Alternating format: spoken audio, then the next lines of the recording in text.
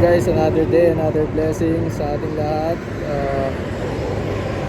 Papunta ako ngayon ng Dagupan. So first time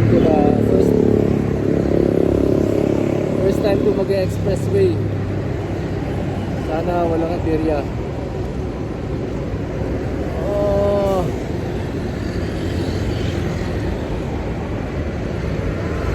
Medyo nakaka-nervyos din, nakakakaba, nakaka-excite. Kasi first time kong bibiyahe ng Dagupan, ng expressway.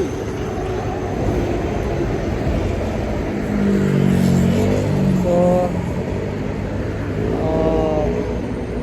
tapos sabay na rin magpapa RFID kasi ako. Meron na kasi akong RFID pero ano lang dito lang sa easy trip. So hanggang ano lang siya, hanggang NLEX lang. So yung Tiplex ko kukunin ko pa doon sa Tiplex sa may Petrol Puro daw.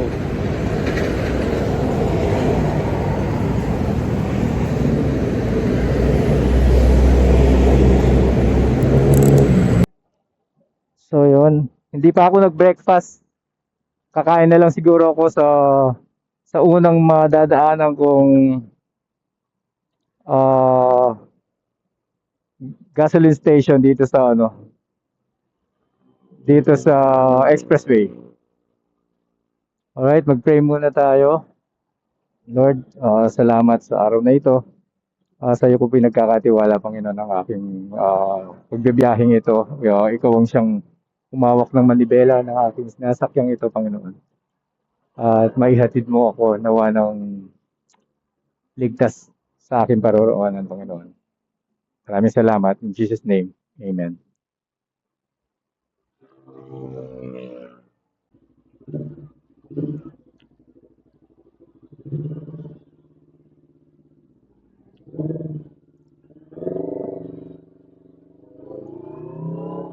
Alright, medyo kinakabahan ako Sabi ng mga tropa ko na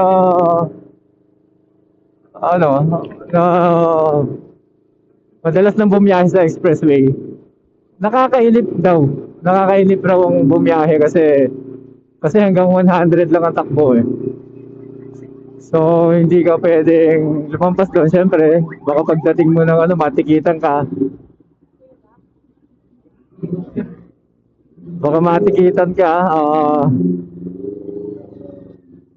Yun nga, 3,000 yung multa. Baka pagdating natin ng exit, magbayad pa tayo. So ingatan natin yung takbo natin hanggang 100 km lang per hour. Sa susunod siguro kailangan ko nang magpagawa ng sticker. Kagaya yung kanina, binabati niya ako. Sayang. Hindi ko maintindihan yung sinasabi niya pero kinakausap niya ako kanina. Sa susunod, bibigay tayo ng sticker. Bali yung ko guys, yung ko nga pala, yung RFID ko, easy trip pa lang ang meron ako. Yung easy trip kasi dahil wala pang plaka yung motor ko, hindi ako nakakuha ng isang RFID na lang para sa lahat. So kailangan ko pa raw talagang magdalawa. Kasi hindi nila ako pwedeng bigyan ng isang RFID lang para sa lahat kasi yun nga wala pang plaka yung motor ko. Kahit daw sa sasakyan ganun din. Actually kumuha lang ako ng RFID last week. So yun nga, so pagdating ko ng Tiplex, doon na lang ako kukuha ng auto sweep. Medyo hassle pero along the way naman yung kaya doon ko na naisipang kumuha sa Tiplex ngayong pagpunta ko ng Dagupan.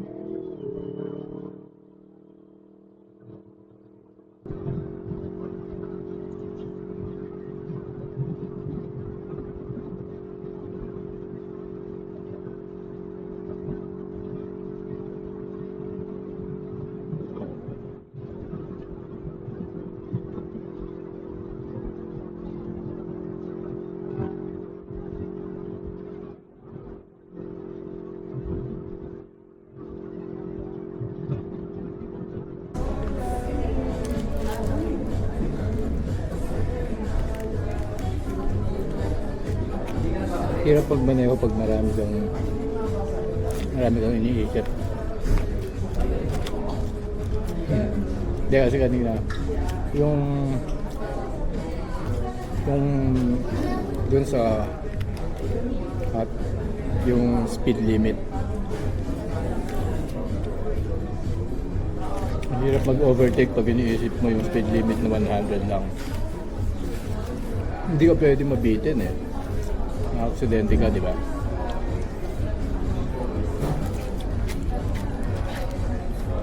Tapos medyo hirap pa mag-concentrate kasi iniisip mo pa yung camera mo kasi baka mahulog.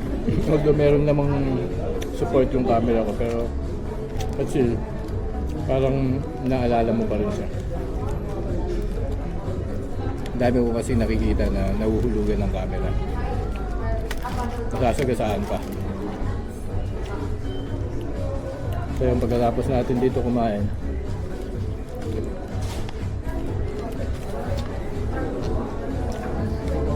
bakbakan na. Pero ang susunod na stopover natin dun sa Petron Pura, kasi kukuha tayo ng RFID dun.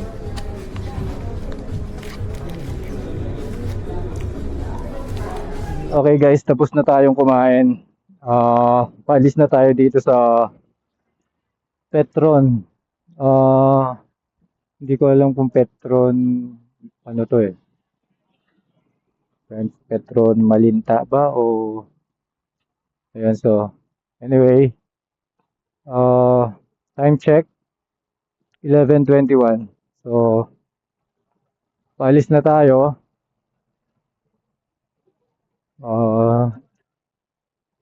Tingin ko magbibit na tayo ng ng speed limit.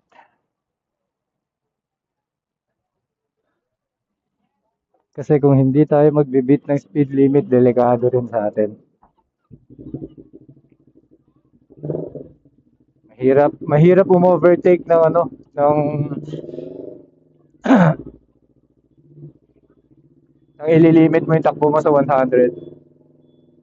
So kung lumampas man siguro tayo mga 110, bahala na 120 kung mapipicturean tayo.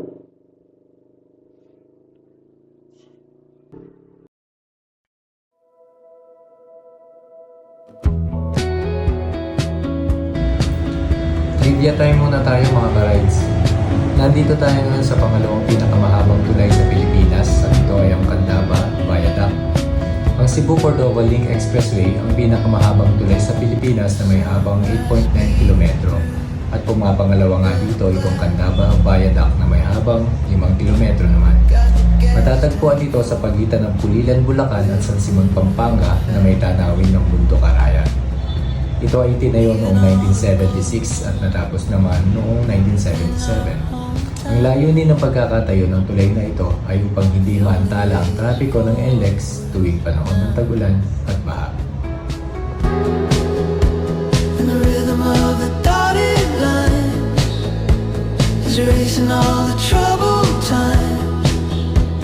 Grabe, ibang klaseng concentration ang kailangan pag first time mo sa expressway. Kailangan nakafocus ka talaga. Lalo na pag maraming sasakyan.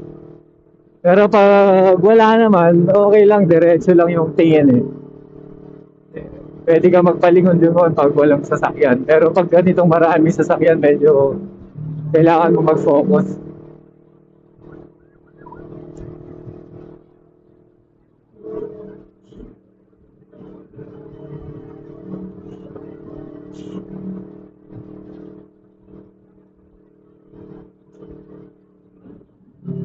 Grabe, ang dami sasakyan talaga.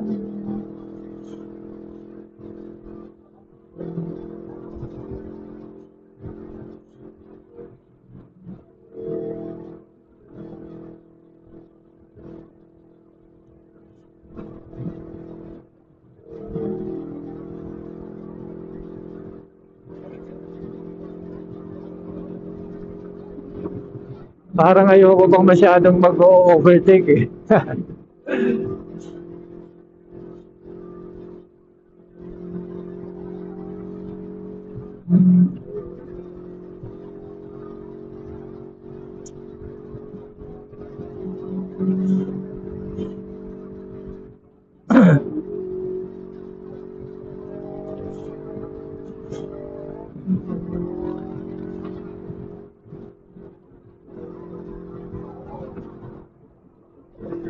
Nainip si Alora.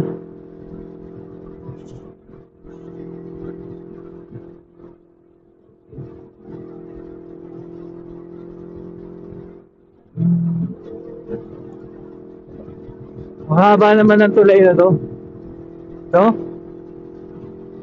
Yung itlog, napisa na pagkatawid mo.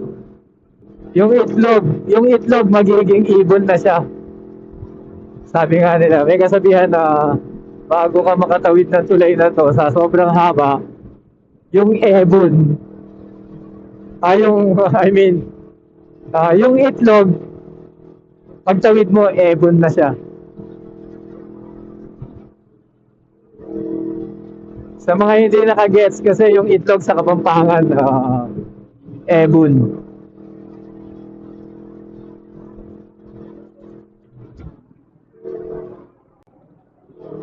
Kumbaga, bago ka tumawid dito, Tagalog pa ang salita. Pagtawid mo, Kapampangan na. So, yung itlog,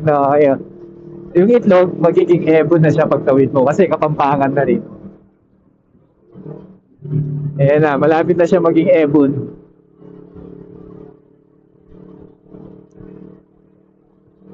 Ayan, ebon. Ebon na siya rito.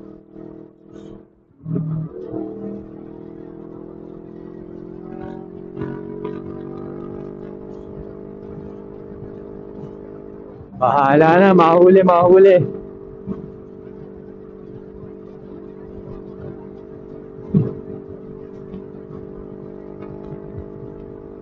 Tingnan mo, paano mo mapipigilan yan pag nag-overtake ka?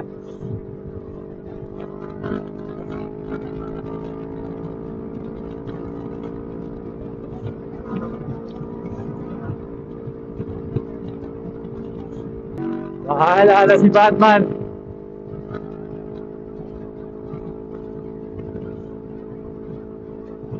Hindi pala. Lord, sorry. Bahala ka na sa akin, Lord.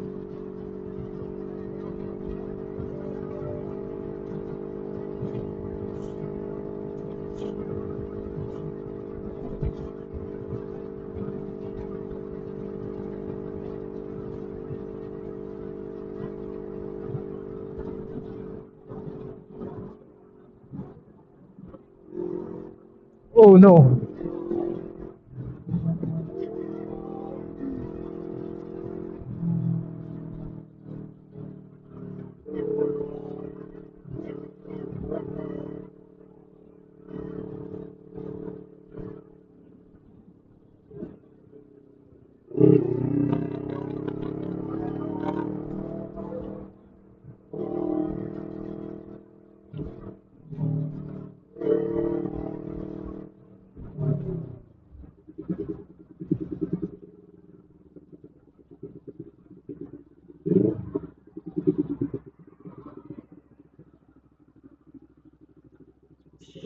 Shit. Nabuksan yung ano ko. Buti hindi nahulog. Oh no. Sana walang nahulog. Hindi ko nasara pala. Ay nako. Hindi ko pala nasara yung ano ko. Ano ba yan? Buti naramdaman ko. Thank you, Lord. Ay Lord, thank you. Hindi ko pala nasara tong... Ay Lord, thank you, Lord. Ang bait talaga ni Lord. Ay, thank you, Lord.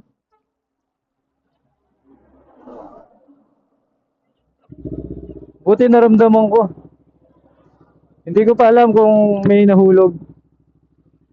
Pero okay lang. Importante, ganun lang. Ay.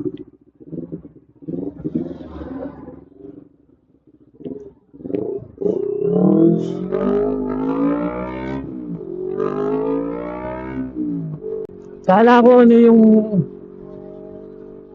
Humahampas sa likod ko. Thank you, Lord.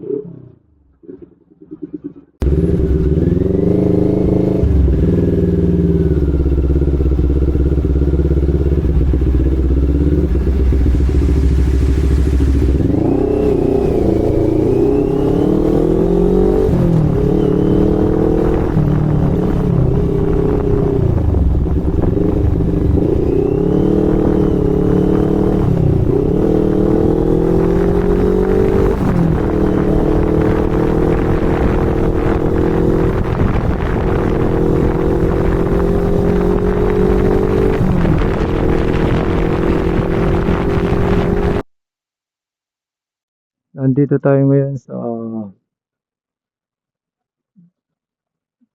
Petronpura. Kukuha tayo ng AutoSweep RFID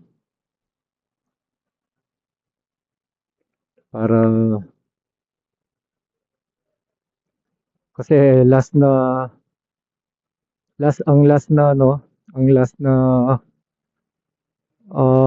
toll gate ay T-Flex. So meron pa akong pag-exit ko magbabayad ako, so kailangan may RFID.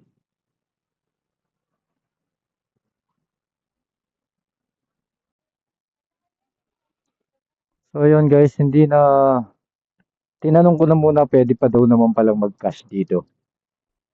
So sabi ko, hindi na mo, sa susunod ko na kukuhanin. Sa susunod na ako kukuha ng AutoSweep kasi tatagal pa daw ng 20 minutes, gusto ko nang makarating. Sabi naman nung staff, pwede pa daw namang mag-cash dyan.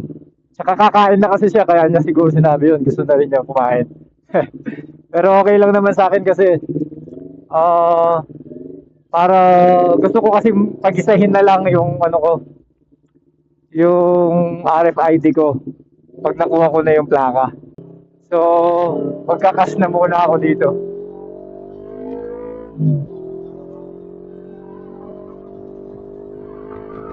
So, 12:56 na. Tingin ko makakarating ako doon mga 2:30. Mga 2 oras pa siguro hanggang Dagupan.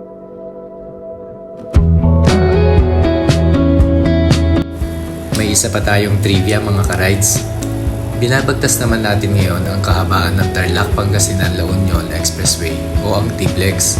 Ito ay isang 89.21 kilometrong mabilisang daanan o toll expressway sa Pilipinas na nag-uugnay sa Tarlac hanggang sa Rosario, La Union. Karugtong nito ang Luzon Expressway o NLEX at Subic-Clark Tarlac Expressway o SCTEX. Ito ay isang mahabang bahagi ng sistemang daanan sa Luzon na nagpapabilis ng biyahe patungong rehiyon ng Ilocos.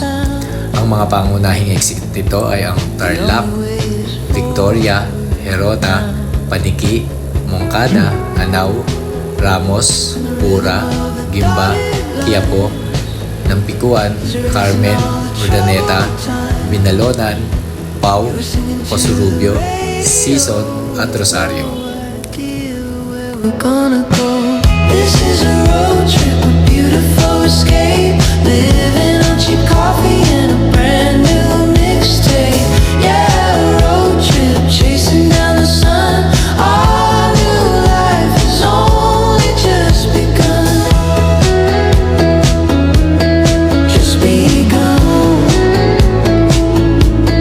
Just begun. Just me and alone.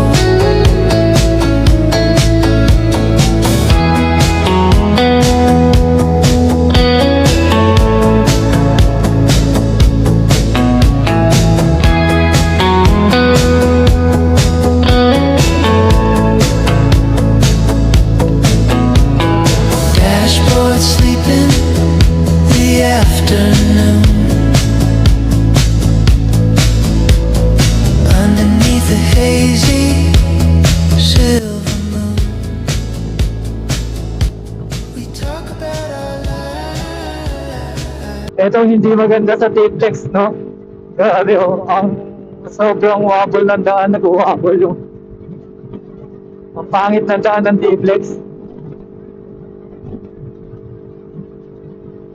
Alon-alon.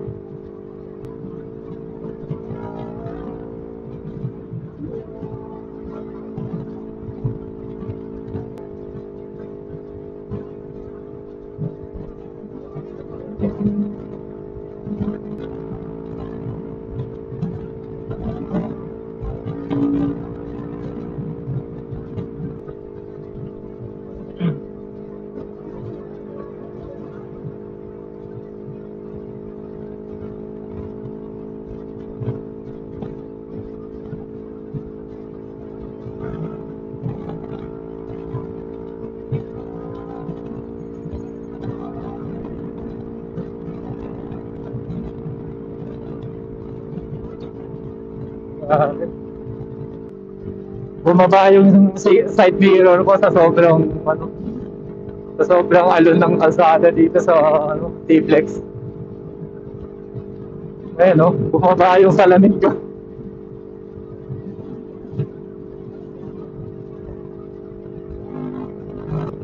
Yung ano nga pala guys, yung nahulog kanina sa ano ko, yung nahulog pala yung tubig ko. Nung bumukas yung ano, yung bag ko sa likod. Kasi inom sana ako kanina nung nasa Petron ako. Wala yung tubig. Yun pala yun yung nahulog. Buti tubig lang. Grabe, ang pangit talaga ng kalsada. Ah!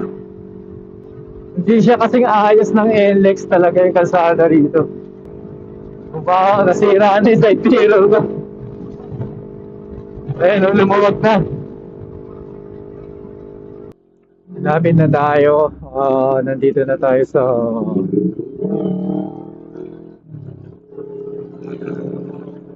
Maluwid na to. Papasok na tayo ng kanto ng Maluwid.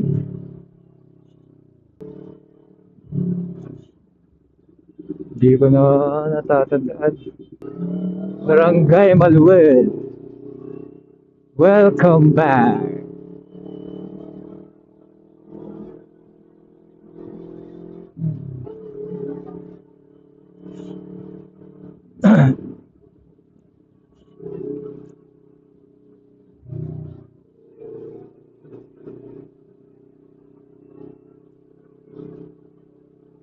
Tagal ko na rin di nakapasyal dito sa Dagupan. Bali, dito ako nag-college sa University of Luzon. Way back 1998 to 2003, 2002. Dito ako nakapagtapos ng Bachelor of Science in Major in Management. Hindi ko na di na familiar sa akin yung lugar kasi 20 years ago na pala. Tagal na rin.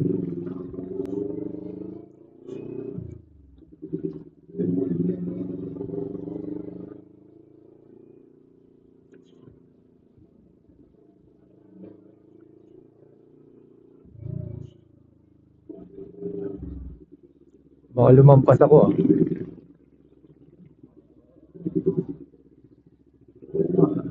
Ay, hindi. Saan na ba ako? Sabi ko na eh. Hindi ko na kabisado.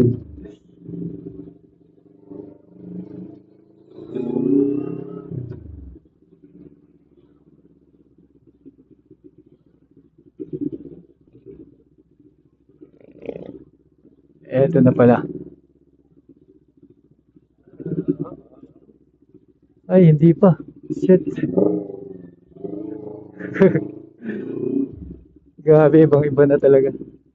Hindi ko nakabisado.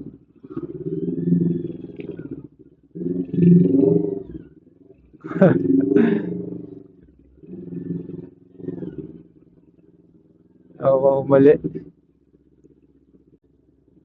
Nakita nyo naman guys, hindi ko na maalala talaga. Hindi ko na matandaan. Hindi na familiar yung ano eh. Parang halos iba na lahat ng bahay. 20 years ago. Maluwid, elementary school. Yan, diyan kami nagba-basketball. Pero hindi pa ganyan yun, nung itsura nung ano, yung mga bahay. Di ko na maalala.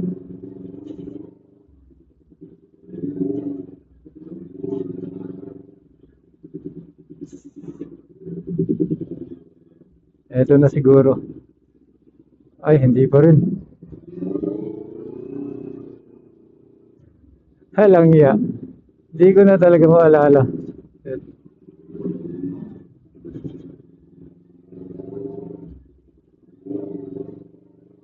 Malamang lalampas ako.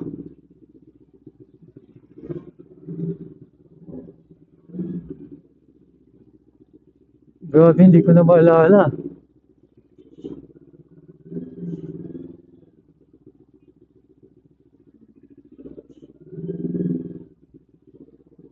Ayun, lampas na nga ako.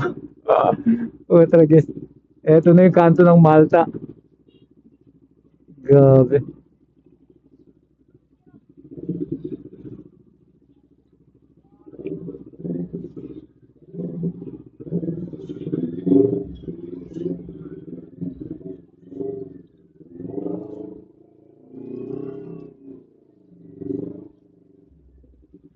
Malta. So, ito yung papasok. Walang iya. Yun. Agay.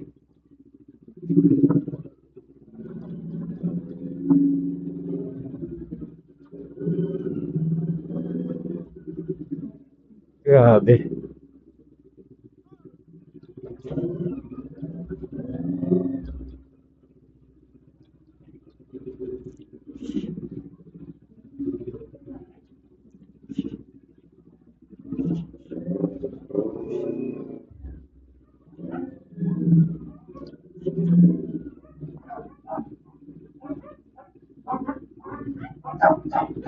Ah!